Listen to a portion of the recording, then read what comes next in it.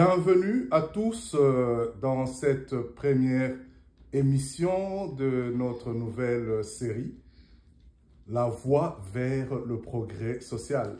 Souvenez-vous que c'est une série qui a été annoncée sur notre plateforme de Cœur à Cœur, Pont vers l'avenir.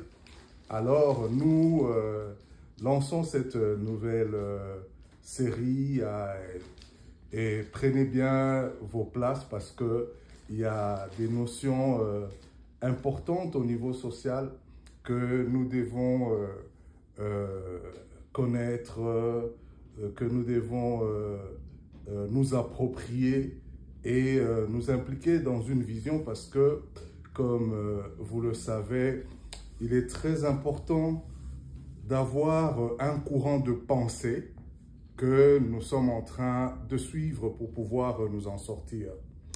Alors, c'est une série d'enseignements et de réflexions fondées à la fois sur la Bible et, tenez bon, sur les enjeux contemporains que traverse notre humanité. Je veux me présenter au préalable. Je suis maître Cyril Samuel Mounika, pasteur, médiateur et homme de foi. Convaincu que l'Évangile contient non seulement une puissance de salut, comme nous l'annonçons, comme nous le proclamons, mais aussi une puissance de transformation sociale.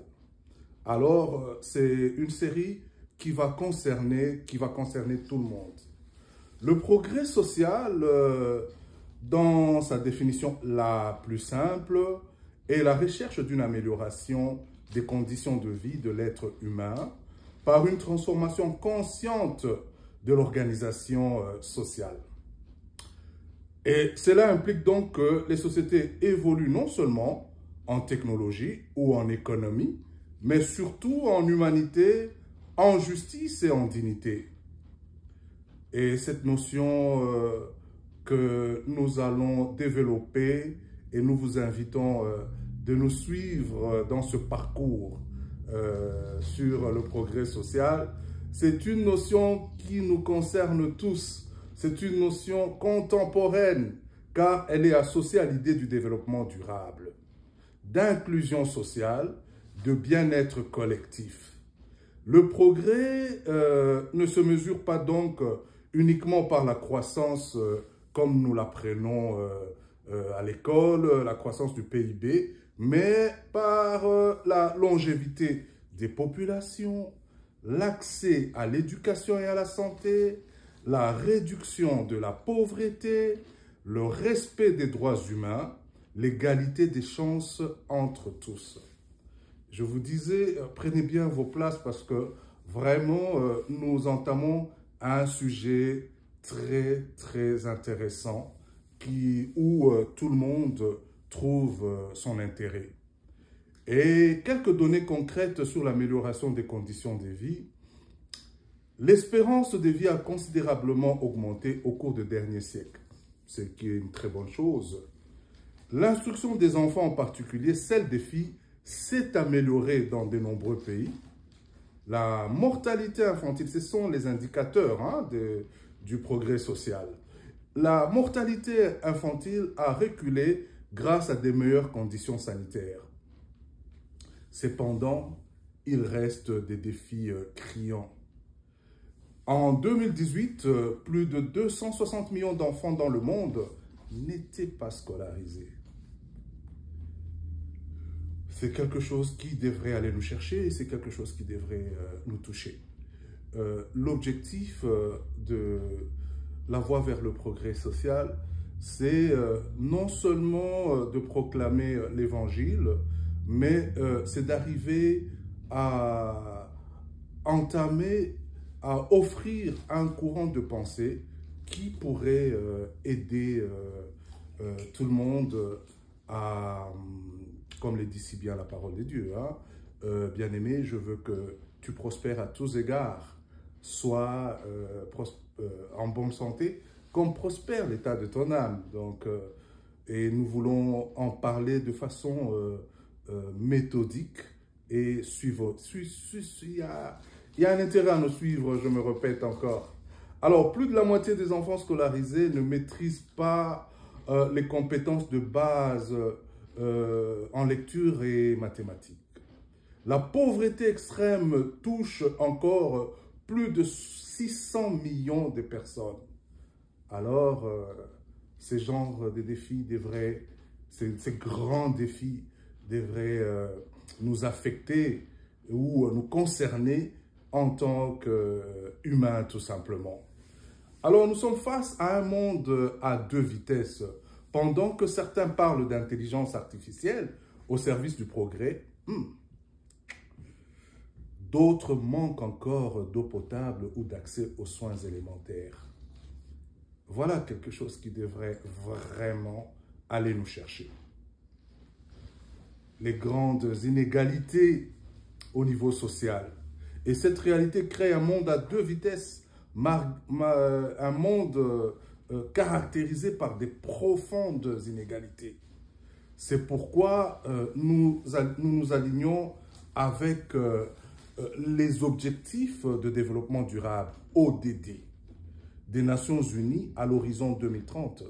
Et là, ça sonne très vite sur l'horloge parce qu'il nous reste plus que 5 ans pour pouvoir, moins de 5 ans parce que là, nous sommes déjà à la moitié de l'année 2025 déjà entamée. Il nous reste 4 ans et demi pour pouvoir atteindre les objectifs de développement durable, ODD en sigle.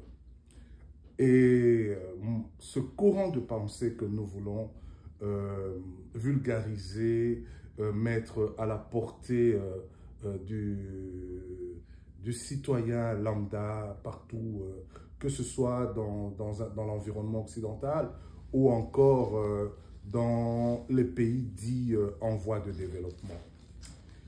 Alors, ces objectifs englobent l'accès à l'eau, à l'assainissement, à l'éducation, à la santé, la lutte contre la pauvreté, la justice économique et climatique, le renforcement des capacités institutionnelles, entre autres, toutes ces initiatives qui sont prises pour encourager la bonne gouvernance et toutes ces notions d'éthique dans la gestion de la chose publique. Mais au-delà de ces programmes mondiaux, nous, croyants, avons une vision plus profonde et spirituelle du progrès social. C'est une vision qui implique que le progrès ne peut être dissocié du développement de l'âme humaine.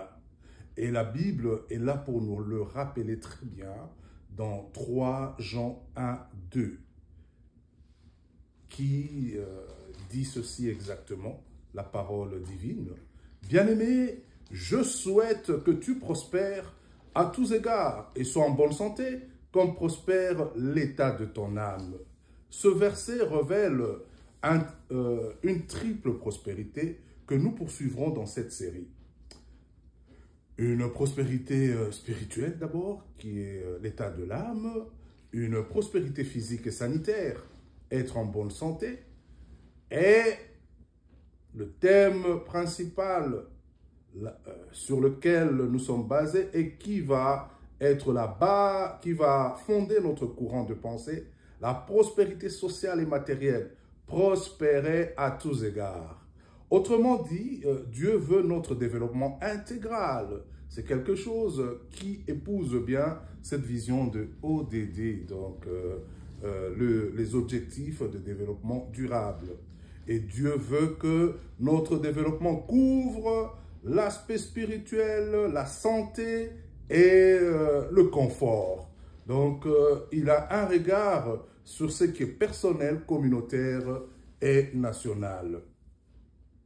Voilà donc les objectifs ou encore l'objectif essentiel de cette série qui, nous pensons qu'un peuple où les contemporains évoluent en suivant un courant des pensées. Et dans cette série, la voie vers le progrès social, dans cette série, nous voulons faire le lien entre les principes bibliques et les exigences du développement humain durable. Et nous voulons mettre en lumière l'influence historique de la foi chrétienne dans la transformation sociale, juridique et politique des sociétés. Nous voulons proposer une lecture prophétique de notre monde à la lumière de la parole de Dieu. Nous voulons par ailleurs appeler chaque croyant à devenir un artisan du progrès dans son milieu. Et notre émission notre série sera présentée en 7 émissions. Et ces 7 émissions vont développer 7 épisodes, prenons de 15 à 20 minutes chacune. Dans la seconde émission, aujourd'hui, il était question d'abord de nous entretenir avec vous pour que vous vous dites mais c'est quoi encore que Papy Samuel Cyril nous amène?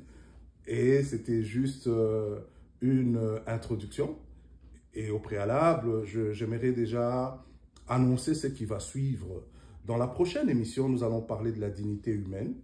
Donc, l'homme qui est créé à l'image de Dieu. La base de toute société juste, c'est la reconnaissance que chaque être humain a une valeur sacrée. Nous verrons comment cette vérité biblique a influencé les droits humains, les luttes contre l'esclavage et les politiques sociales. Et dans une 3e émission, nous parlerons de la justice, du point de vue exigence divine pour les peuples. Dieu est un Dieu de justice. Nous explorerons la justice restaurative de la Bible et son impact sur les réformes historiques comme le mouvement abolitionniste de l'esclavage et les droits civiques et l'élan de démocratisation à travers le monde. Dans une 4e émission, eh bien, nous allons venir avec l'amour et la solidarité, moteur de développement. L'amour du prochain fonde l'action sociale chrétienne. Vous savez, nous sommes dans une période où il y a une révolution qui est en train de s'étendre. Une révolution dont on ne parle pas beaucoup, mais c'est la révolution chrétienne qui est là. Et nous devons tenir compte de ça.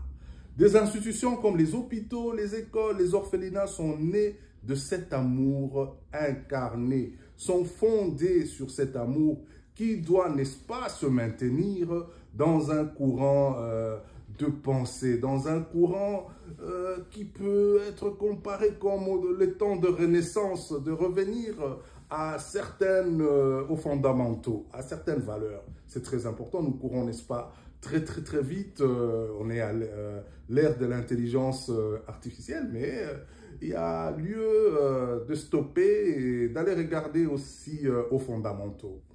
Dans une 5e émission, nous parlerons de la responsabilité.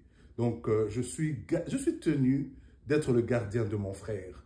Dieu nous rend responsables les uns les autres. Nous parlerons ici du rôle du citoyen chrétien dans la vie politique, économique et éthique. Et dans une 6e émission, nous allons vous parler du pardon et la restauration, qui sont des clés pour guérir une nation. Le progrès est, n'est-ce pas, pratiquement impossible sans réconciliation. Des exemples comme l'Afrique du Sud ou le Rwanda, que politiquement, nous savons qu'est-ce qui est arrivé dans ce pays-là. En Afrique du Sud, il y a eu l'apartheid, au Rwanda, le génocide rwandais. Alors, des exemples comme l'Afrique du Sud, pour pouvoir s'en sortir, il y a eu des processus de réconciliation qui sont restés des écoles pour nous qui avons suivi la formation en prévention et règlement des différends. Eh bien, ces pratiques-là, après l'apartheid, toute l'institution de la réconciliation pour rebâtir une société font école aujourd'hui et nous allons revenir là-dessus. Nous allons donc parler de l'Afrique du Sud, nous allons parler du Rwanda. Ça montre la puissance du pardon chrétien dans la reconstruction sociale. Nous pourrons même référer à ce qui se passe, qui impressionne les praticiens de la résolution des conflits qui se passent sur le territoire canadien. Quand on va voir ce que font les Premières Nations, les Autochtones, ce qu'on appelle les cercles, il est vrai qu'il est impropre d'utiliser le terme indien, mais bon, c'est juste comme c'est une émission qui va aussi nous servir de vulgarisation, qui va nous permettre d'atteindre le citoyen lambda, le contemporain, comme je n'ai pas cessé de le dire. Alors nous allons, permettez-nous certaines expressions, mais il y a les cercles, la réconciliation, même après une infraction pénale, un meurtre, mais autour du cercle des plus vieux aux plus jeunes, ces communautés arrivent à pardonner, à se réconcilier. Nous allons aller voir ça et pouvoir le partager, le discuter. Et dans une 7e émission, nous parlerons de l'espérance, une vision qui pousse à l'action. L'espérance n'est pas une fuite en avant, mais une dynamique de transformation. Nous verrons comment les leaders chrétiens ont changé l'histoire parce qu'ils croyaient qu'un monde nouveau est possible. Et en fin de compte, nous allons conclure cette série. Chers frères, les contemporains et toi qui arrête ton temps pour suivre nos émissions ou qu'est-ce que nous avons encore à partager avec vous, chers frères, chères sœurs et amis. Le progrès social ne peut être laissé entre les mains de la seule technique ou des élites politiques. C'est important que nous partageons, que nous suivons un courant de pensée qui peut nous amener à voir les choses autrement. Et nous avons pris cette initiative-là. J'espère que vous allez nous encourager à arrêter votre temps, à nous suivre. Qu'est-ce que nous avons encore à partager. Il est aussi un chemin, le progrès social est un chemin spirituel. C'est une voie de justice. Le progrès social est une voie de compassion. C'est une voie de responsabilité, une voie de guérison et d'espérance. Et cette voie, nous allons la parcourir ensemble à travers les Écritures, les témoignages de l'histoire. Nous allons suivre la ligne de temps. L'histoire de l'humanité, avant, après Jésus, l'Antiquité, le Moyen-Âge, l'époque moderne, l'époque contemporaine. Et nous allons être sur un continuum de l'histoire de l'humanité. Alors, sur cette voie, nous allons nous tenir ensemble pour pouvoir la parcourir à travers les Écritures, les témoignages de l'histoire et les appels de notre temps. Alors, je viens pour conclure cette introduction à notre série « La voie du progrès social », vers la voie du progrès social. C'est une, si nous mettons vers la voie du progrès social, c'est pour aussi dire que nous n'avons pas la prétention d'avoir le monopole de la connaissance, mais nous avons un guide qui sera la parole de Dieu et nous allons aussi contextualiser nos propos autour de ce courant de pensée qui pourra nous aider. Alors, bienvenue dans cette aventure prophétique et engagée. Bienvenue sur la voie du progrès social avec Maître Cyril Samuel, pasteur Samuel Mounika, votre serviteur. Et je vous souhaite très rapidement que nous puissions nous retrouver déjà dans la deuxième émission de cette série. Bye bye, passez une excellente, pour ceux qui passez une excellente fin de journée ou dépendamment du moment auquel vous rejoignez ou vous vous intéressez à cette série, La Voie vers le progrès social, animée par votre humble serviteur, Cyril Samuel Mounika. Merci encore.